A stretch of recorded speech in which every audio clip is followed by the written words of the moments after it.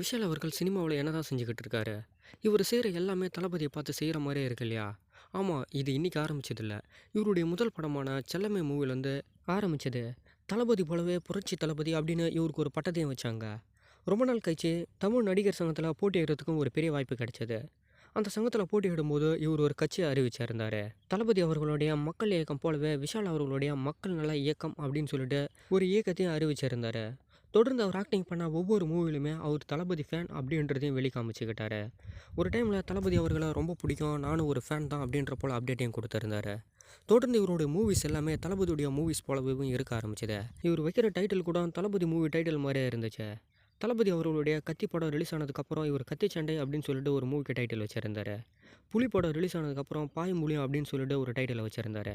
தளபதியுடைய 50வது மூவியான சுறா மூவி போலவே தான் இவருடைய கத்தி சண்டை மூவி கூட இருக்குமே. அந்த அளவுக்கு தளபதியுடைய வழிகள ரீசென்ட்டா விஷால் அவர்கள் ரொம்ப பெருசா ஃபாலோ பண்ணிக்கிட்டு வர்றது தெரியுது. இதெல்லாம் எதுக்கு இப்ப சொல்றேன்னா, இப்ப இவரு செஞ்சிருந்த ஒரு சம்பவம் தளபதி அவர்கள மெயினா வச்சு தான் காமிக்குது. இப்ப ரீசென்ட்டா பாராளுமன்றத்துடைய எலக்ஷன் கம்ப்ளீட் ஆகி இருந்தது. அந்த எலக்ஷன்ல ஓட்டு போடுறதுக்காக விஷால் அவர்கள் சைக்கிள்ல வந்திருந்தாரு. இதுக்கு முன்னாடி தளபதி அவர்களும் ஒரு எலக்ஷன்ல ஓட்டு போடுறதுக்காக சைக்கிள்ல தான் வந்திருந்தாரு. தளபதி அவர்கள் சைக்கிள்ல வரும்போது நெறைய விஷயத்த மெயினா வச்சு காமிச்சிருந்தாங்களே. அதாவது பெட்ரோல், டீசலுடைய விலை அதிகமாயிடுச்சு. அதனால தான் இவரு சைக்கிள்ல வந்து அதுக்கு ஒரு பெரிய எதிர்ப்பு தெரிவிக்கிறாருன்ற போல. இப்ப விஷால் அவர்களும் அதே போலவே சைக்கிள்ல வந்து தான் ஓட்டு போட்டுட்டு போயிருக்காரு.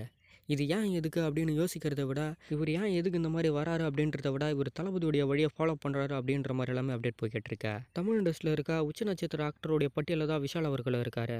தமிழ்நாட்டுடைய நடிகர் சங்க தலைவரா இருக்கிறது மட்டும் இல்லாம, நெறைய படங்களையும் செம மாஸா இப்ப அவரு ரிலீஸ் பண்ணிக்கிட்டு இருக்காரு. புரட்சி தளபதி அப்படின்னு சொல்லிட்டு ஒரு பெரிய பட்டத்தையும் மக்கள் குடுத்து வச்சிருக்காங்களே. 2031ல இவர் அரசியலுக்கு வர்றதுக்கு நெறைய வாய்ப்பு இருக்குன்ற மாரியும் நெறைய அப்டேட்ஸ் எல்லாம் இப்ப போய்க்கிட்டு இருக்கா.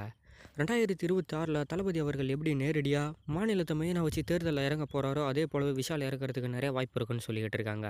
கிட்டத்தட்ட தளபதியும் விஷாலும் நேரடியா மோதிக்கிறதுக்கு கூட அரசியல்ல வாய்ப்பு இருக்குன்ற மாரி அப்டேட் எல்லாமே போய்க்கிட்டு இருக்கா. தளபதியுடைய வழியில வர இவரு எப்படி தளபதிய எதிர்ப்பாரு அப்படின்றது ஒரு கன்ஃப்யூஷன் தான். ஆனா, இவர் செஞ்சுக்கிட்டு இருக்கிற ஒவ்வொரு செயலுமே தளபதிய மெயினா வச்சு காமிக்கிற மாரியே இருக்கா.